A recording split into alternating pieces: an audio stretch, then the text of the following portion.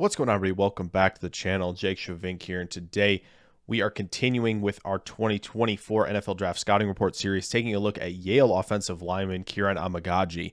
Now, Kiran Amegadjie, listed at 6'5 and 3/8, 323 pounds, and has 36 and an eighth inch arms.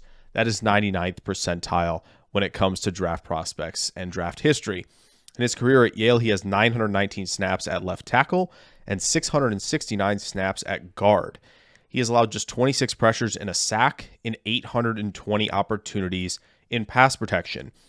And as far as his best grades in pass blocking and run blocking, his best pass blocking grade was an 88.3 in 2022, and his best run blocking grade was 87.9 in 2023 per PFF. But you've seen steady progression with Amegadjie year to year in terms of his performance, at least according to PFF. But it was very evident how well-rounded he played in 2023.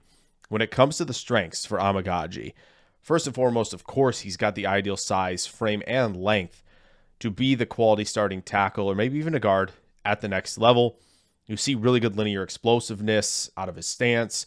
He really reaches the second level with ease in terms of the combo blocks, or, if the assignment is immediately get to that second level and basically seal off linebackers and basically take them out of the play.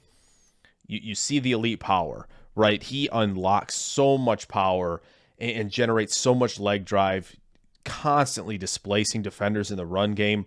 Just watching him uproot defensive ends is really, really fun. He has really good, strong initial quicks as well, and that helps him gain early leverage really in both phases in terms of pass protector and, of course, in the run game. You see really good mobility and flexibility, right? That allows for seal blocks on the front side and back side of plays, as well as his movement skills as a puller. He's got pretty good recovery skills when he's out of position, right? He's got the ability to shift the feet really quickly and recover when he's off balance. You have impressive grip strength as well. Once he's kind of got hands in a really good spot and he's, leveraged really well in pass protection, the rep is pretty much done. And he can anchor really well too. You see him flash that ability to really bend the knees, and you can see when he's dropped anchor and when really the bull rush that someone is attempting, it's pretty much over. I think he flashes those mirror skills, and he especially flashes the resetting of the hands and pass protection. That's really, really important. You want to see guys who hand fight, who are consistently looking to reestablish good leverage in pass pro. And you obviously see the Mauler mentality, right? There are plenty of times where he's just driving guys to the ground. You can tell he enjoys doing that in pass protection as well. So there's a lot of strengths with Amegadjie. And when it comes to weaknesses, I think truly it really starts with this big key point, and that consistency and refinement will help him reach the ceiling. I still think there's a little bit of raw talent that he has to kind of harness and really refine to becoming really a quality offensive lineman. I think you see him have tendencies to get overextended in the run game, right? He can lose balance.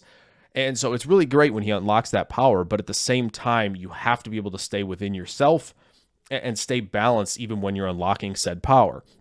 In pass pro, I think you see his base gets a little wide at times. When it does, that's when he struggles to kind of regain balance, mirror, stay in front of guys.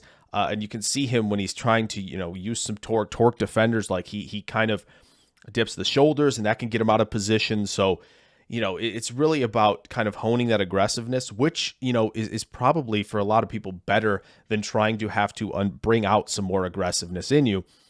I think I want to see him shoot the hands a little bit more. I think when you see him set, when you see him, shuffling, depending on the type of set he's getting into, his hands stay a little bit low, and then you see him kind of, when he's initiating some contact, he can kind of get them a little wide. And I think that's, the work with hand placement that you got to see with that initial strike from him. And I would love to see him work independently with his hands. Maybe he's got some high-low. Maybe we can work on that, because you do see a lot of two-hand punches with Amegadjie. He does have some instances of waist bending, but that's, again, just kind of the power that he's unlocking. You just have to be able to kind of play within himself a little bit more. And I think there are a fair level of competition questions, right? He's playing teams like Holy Cross and obviously teams in the Ivy League. It would have been really, really nice to get Amegadjie down there at the Senior Bowl and participate. Unfortunately, couldn't due to injury. But I think with Amegadjie, I think you see a lot of positive traits that will translate to the next level. I think it's just going to be about refinement. I'm not sure he's going to be starting right away.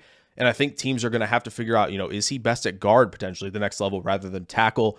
It will be a fun conversation to have for whoever drafts him. Yeah, I'm really excited to see Amegadjie in the league. So I hope you guys enjoyed this little draft profile on Amegadjie. If you did, throw a like down there. Subscribe if you're new. Plenty more draft content on the way very, very soon. I will catch you guys in the next video. Farewell.